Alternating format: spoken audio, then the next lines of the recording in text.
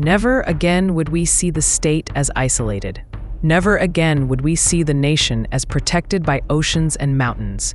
Subsequent to World War II, the consciousness of the average man and woman reached out to take in the planet. This is Session 10, World War II, in a course titled History as an Evolution of Consciousness, and that is an aspect of a larger view, evolution of consciousness theory. In this session, we delve into an event yet in the realm of living memory, the Second World War.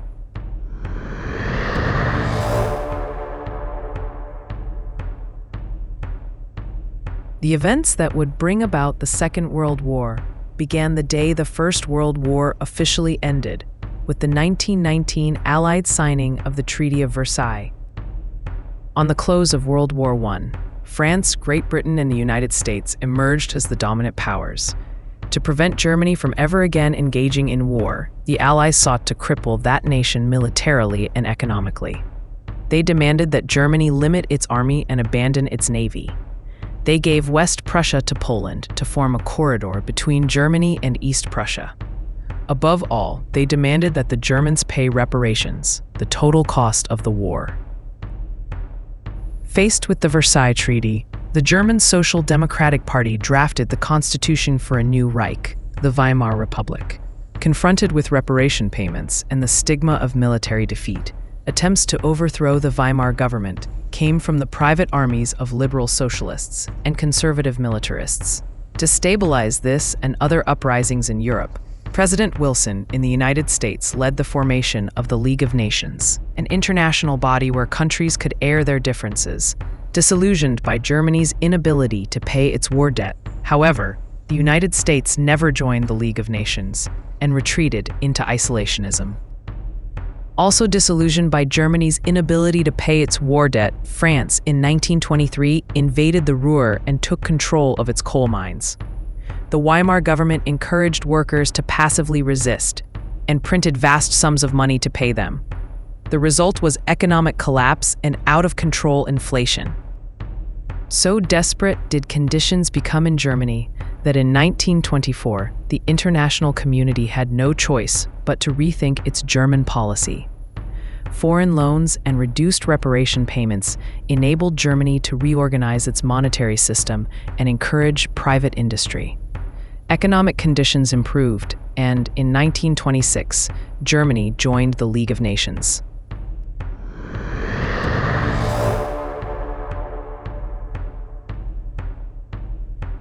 Germany seemed on the road to peace and prosperity when, in 1929, the world faced a calamity of another sort, the Great Depression.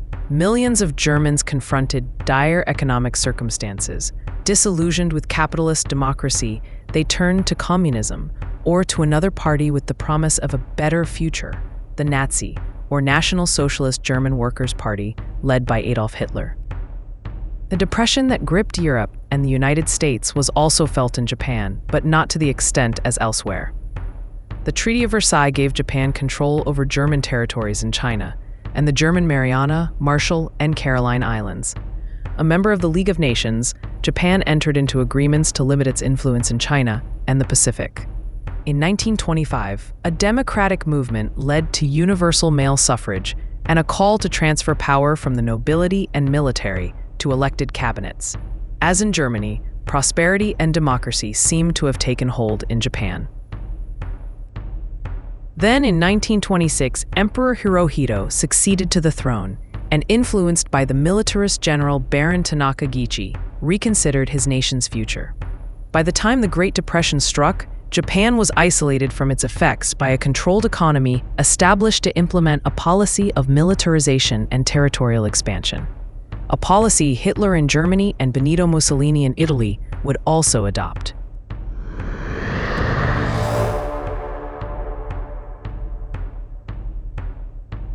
In 1931, Japan took control of Manchuria. In 1933, Hitler was elected German Chancellor and established himself as dictator. In 1936, Spain fell into civil war, and Mussolini seized Ethiopia. In 1937 and 1938, Japan occupied Chinese ports and aligned with Italy and Germany to create the Rome-Berlin-Tokyo axis. In March 1938, Hitler annexed Austria. Unable to face another war, the French and British accepted Hitler's claim that Austria was an internal matter. The way open, Hitler threatened to annex the Sudetenland area of Czechoslovakia. British Prime Minister Neville Chamberlain initiated the Munich Pact, which gave Hitler the Sudetenland in return for his promise not to take more Czech territory. In 1939, Hitler seized the rest of Czechoslovakia and in a blitzkrieg took Poland. Germany and the Soviet Union signed a neutrality pact. France and Britain, who became the initial nations of the Allies, declared war on Germany, who, with Italy and Japan, became the initial nations of the Axis. Militarily, economically, and psychologically, though, the Allies were unprepared for war. Hitler knew this, and in May 1940, ordered a German panzer, or armored division, to move into France. There, he faced a French and British army in disarray. The Germans forced the Allies onto a beachhead near Dunkirk, where destroyers and small craft evacuated more than 300,000 men in one of history's most desperate rescues. By the end of June, Italy had declared war on France and Great Britain, and the French had signed an armistice that gave Hitler control of the Atlantic coast and the northern part of the country. Germany set up a puppet regime in the town of Vichy, the Vichy government. After the fall of France, Germany launched the Battle of Britain, an air war against the British islands to destroy its air force prior to invasion. In the United States, President Franklin Delano Roosevelt appealed to a nation whose politics were driven by an anti-war isolationist movement and gained the support to begin conscription and increase aid to Britain's new Prime Minister, Winston Churchill. Hitler failed to break the British spirit and, in September 1940, postponed his invasion. In the spring of 1941, Hitler overran Yugoslavia, brought Hungary, Romania, and Bulgaria into the Axis, and rolled into North Africa. On June 22, 1941, 3 million German troops invaded the Soviet Union, a move that aligned Communist Party leader Joseph Stalin with the Allies.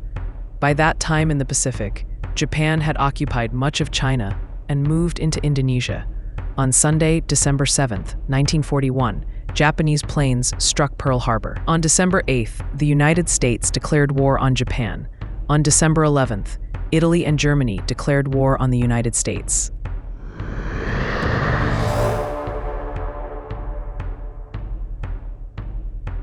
In Europe, Hitler continued his assault on the Soviet Union, and despite harsh winters and high fatalities, reached Moscow and besieged Leningrad and Stalingrad.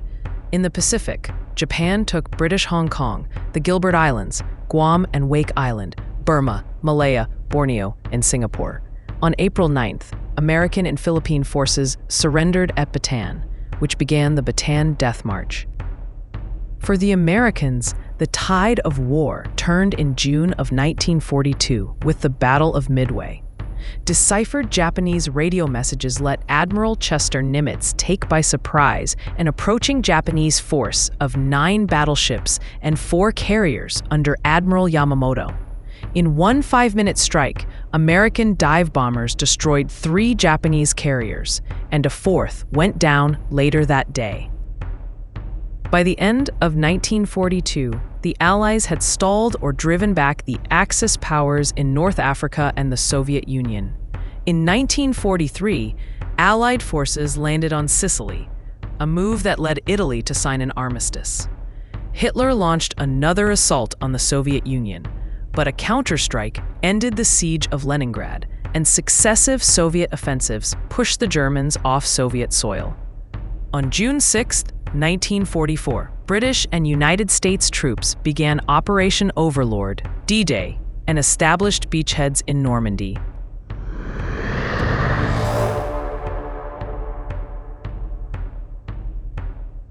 Led by such names as Patton, Bradley, Dempsey, de Gaulle, Eisenhower, and Montgomery, the Allies liberated Paris, pushed north across the German border, and with B-17 flying fortresses hit German targets in night and daytime raids.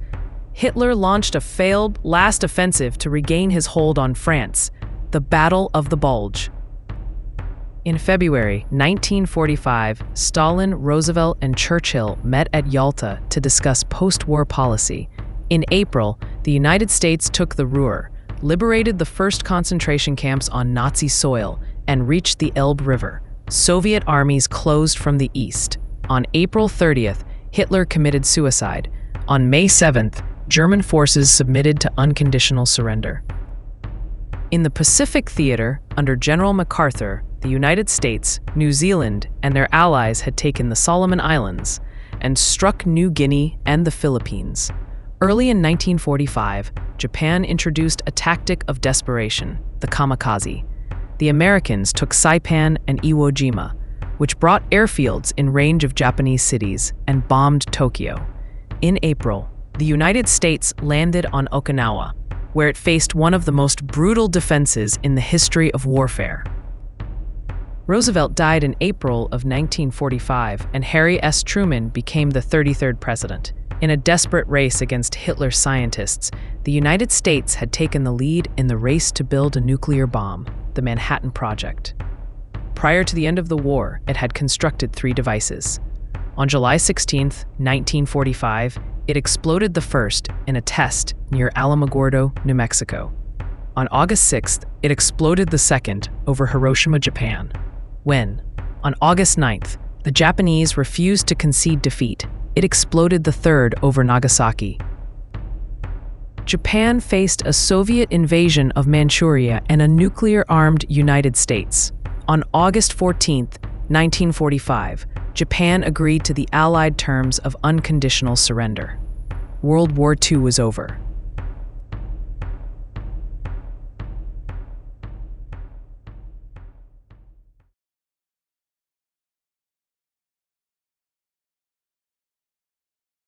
As with World War I, was World War II a clash between good and evil? Was it something more? With our look at World War II, we complete Session 10 in our course on humankind's ascent from the standpoint of evolution of consciousness theory. Our course, titled History as an Evolution of Consciousness, continues in Session 11, Cold War.